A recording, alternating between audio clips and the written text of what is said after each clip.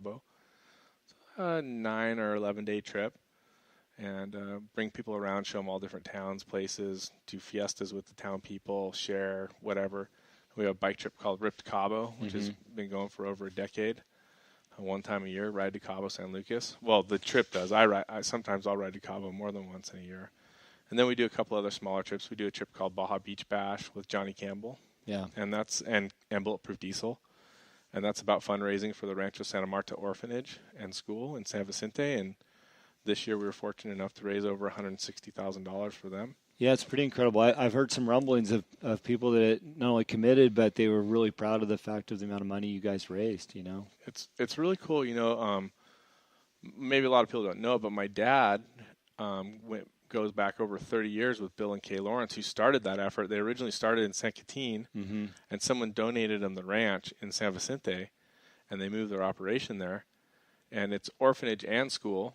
And I think last count they had 48 kids at the orphanage. And they take in kids with disabilities. And their school was born on the fact that there's hard learners. Kids are ostracized, pushed to the back of the class, or have a learning disability. And that's part of why their school started. Now their school is very sought after by all kinds of people in the area, but they have different classrooms for autistic children and other people with learning disabilities, and quiet rooms and dark rooms and the light rooms. And it's when you go down and see it, it's really amazing. And some people have said, you know, wow, I put it all into one place, the effort, the money. Yeah. And it's, well, we know them. We trust them. Yeah. We know that they're going to use the money for a good cause. They're not taking the money themselves. And, I mean, they've been at it for over 35 years. Yeah. And it's just shocking. It's every time I go there, it's there's something new going on. They have a lot of missionary work that comes there and builds for them. And they're just incredible people giving back to the community. You know, I think when you look at Baja as a whole in terms of, you know, supporting orphanages and stuff, there's so many opportunities to do that. But I think there's a lot of value in picking one and following them through time. I mean, you've been working with them a long time, and you can watch those kids grow up and help them through life. You know, I know with the orphanage we worked with, a lot of those kids have graduated now. 2 of them are in college. You know, and it's just amazing to be a part of somebody's life for that long. So, you know, I respect picking a place and really sticking with it if you know it. Well, for sure. And I mean, there's a lot of people that do this, and maybe not as many that do it as vocally as you or we do. The reason why I like to vocalize it and tell everybody who's donating, because I think it builds the wave. People see, oh, this guy's in there doing that, and that guy's involved, and I want to get involved. Yeah. And I think it inspires people. And the other thing is it may inspire people to choose another location to start trying to build their own situation. So for us, you know, I think that sharing that information is good. And there's a lot of great people that are doing great things for the kids of Baja. And I think that energy to be able to give back is great. And we've kind of picked up some other traditions that we're doing on our own, not at the orphanage, but we do some other give backs around and do some hanging out with the local people, and it's really fun to be able to share some of those different times and vibes and styles. Yeah, I know we're both close with Edson, who we've watched grow up, and you know, kind of his growth in life. You know, he's one of those examples. So you know, you go down to his town, you hang out in his ice cream store, you know, and the kid's aspiring to do more and be more. You know? Yeah, it's cool. He's Edson's a kid that we met when he was maybe 6 or 7 or 8. I don't know. He was real young. Yeah. And his family would bring him around rice and beans in San Ignacio. That's where they're from. And his parents are just super nice people. And he's grown up in the off-road community. And, you know, he's been taken under the wing of different people, have really supported him, and got to know his ice cream store. His family's ice cream store in the square where the mission is in San Ignacio is a must-go. Yeah, absolutely. For anybody that goes to San Ignacio. And even if you're not going to San Ignacio, you just jump off Highway 1. You need to go see the mission anyway. And that's another crazy thing. People drive down Highway 1. They don't even know the mission's 2 miles in there. Yeah. And it's just such a spectacular mission. What is it about missions, you know, besides what could be the obvious? What is it about the missions that attract you to go and visit them and to pull off that Highway 1 and check it out? Well, I mean, it depends on who you talk to about the missions, because there's obviously stories of, you know, a negative impact and positive impact. And I try not to get involved with that, you know, whatever the culture was or whatever happened years ago. the thing that, to answer your question directly, the thing I really like about the missions is it's a part of history and a part of culture that you can just walk up to and touch and feel and learn. And the people have gravitated around those in some cases, and in some cases they're very isolated. So it kind of has both styles and flavors. But I think the reason why I gravitate to them is because there's historical facts and something that someone came there and said, this is what we're doing. And whether it was a good or a bad thing, it was something that there's an anchor. Yeah. And I like that. I like to go and see the culture. And I like the fact that unlike California, we live, right now we're doing this show a mile from the San Juan Capistrano mission. Yeah. There's a big wall around it. You got to pay to get in, and it's very structured. It's not very welcoming. It really isn't. We actually tried to we wanted to shoot it open for one of our TV shows there, and it got very cumbersome. And I'm not saying that's bad. I mean, just that's the way it is in California. Yeah. And it's, for me, to be able to take my daughter and all the kids and all the people and let them just drive right up to it, the missions, like San Borja mission has a little chain link fence around it, so you don't park right on it.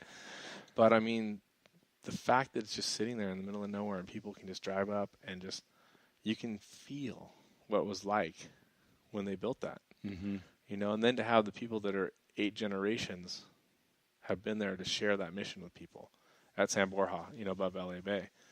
But back to the missions that are in more popular areas like San Ignacio or Mulegé, it's just that cornerstone of the community that was built around and has survived. And, some of them have been built into bigger stone churches. But still the culture, they still hold mass there. They still do baptisms there. They still, I don't know, it's just part of the culture that has been kept alive. Unlike in California where it feels like everything's very commercialized. And there it's just, hey, if you want to go check out the mission, then go. And that's kind of how most of the cave paintings and all the different things, granted the cave paintings are remote and on private property sometimes and you need to get escorted and they're very dangerous remote locations. But it's still pretty open. I mean, there's places right off Highway 1 that you can go to and you can see petroglyphs from, you picked a number of years ago. Yeah. It's not documented. There might be a sign pointing you in a direction in some spots. But those are just throwbacks in time. And that's what I love about it is there's an anchor to the connectivity of history. Yeah, if you do a little bit of digging, you'll know why there's a town there in the middle of nowhere, probably founded because of that church, that mission. Yeah, and the mission is there because there was some kind of water source there. Yeah. That's the basis of it. And some have failed and are gone. You can't really see much left in El Rosario. There's 2 mission sites.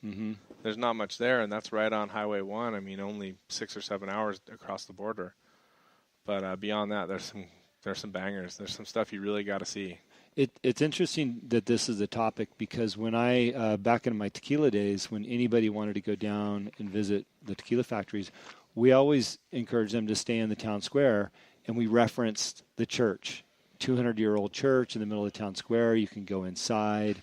Not only the architecture is incredible, but just what's surrounding that church. And that's basically what you're talking about down in Baja.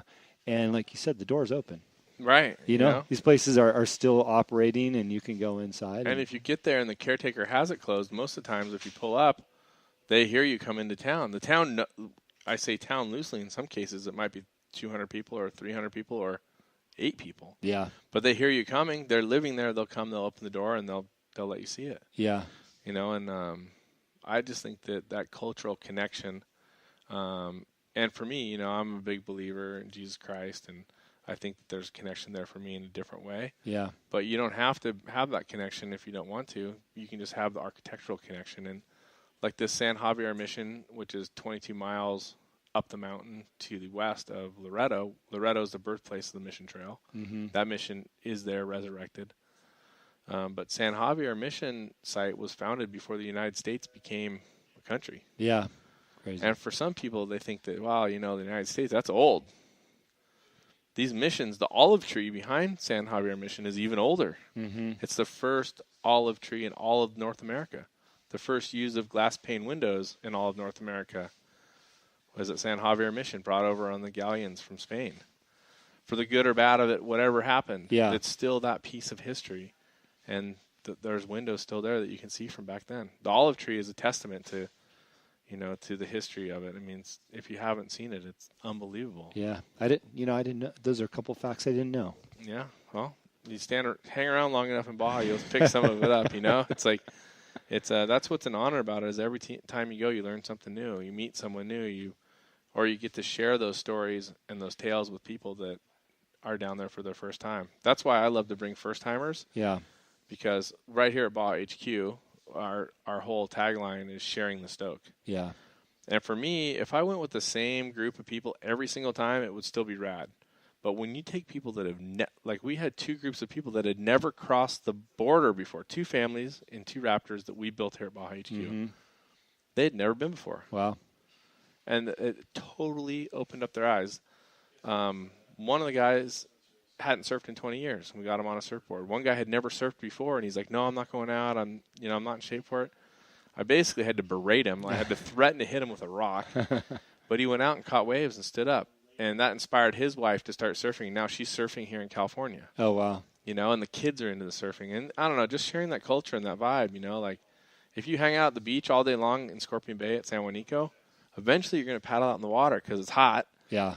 The water's warm, and we have longboards or doyles all sitting right there.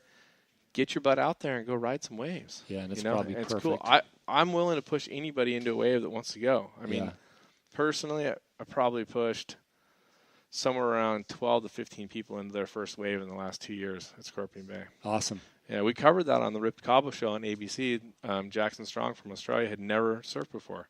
Yeah, I was going to mention that. So the trips that you've done, you do have great TV coverage, and they're aired, right? Each year you do a new show.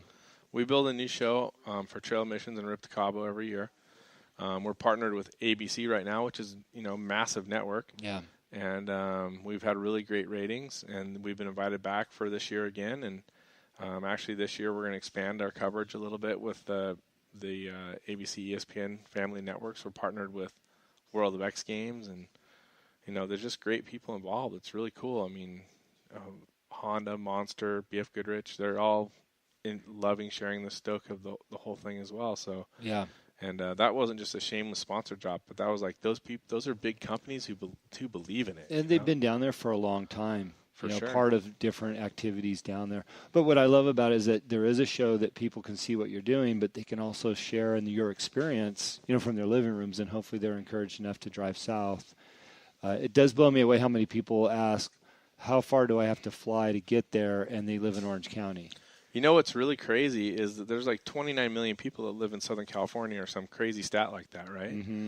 I don't think there's 3 million people that live on the Baja Peninsula. I'm not exactly sure the number, but it is absolutely blows me away how many people have never taken the time to understand what's there. Yeah.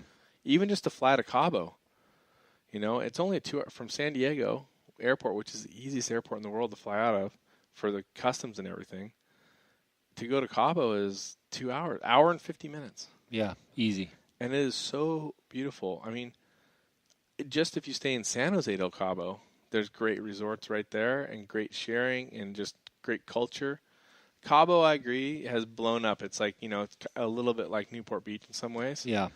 But at the same time, it still carries that vibe and the culture and the people's style when you find the places to hang out, and they still have that very welcoming, open, Baja Stoke. Yeah. Even some of the biggest places we go to, whether it's Edith or The Office or Sewer Beach House, those are big places right on the water in Medano Bay that are very well known, but everybody has the vibe. Yeah, the people are still there, the same people. The same, yeah. The caring. Yeah, and granted, there's people they have big hotels and there's big infrastructure, but you can still jump in a Ponga for $10 a person or whatever and go out and see the arch. Jump in the water, swim in the bay. I mean, just feed the fish. Yeah, it's right there. It's easy. Enjoy it all. I take a lot of people down for their first time too, and like you said, everybody just falls in love in a hurry. It's amazing how many people are going to move down there after you take them their first time. I took somebody yesterday. He's like, I got to get a place down here. Yeah. More than likely they won't, but they do see in a hurry how great it is to go down there. Yeah, like perfect example of a place to go that's off the beaten path. Rick Johnson's Agave Hotel, which is a very small boutique hotel. It's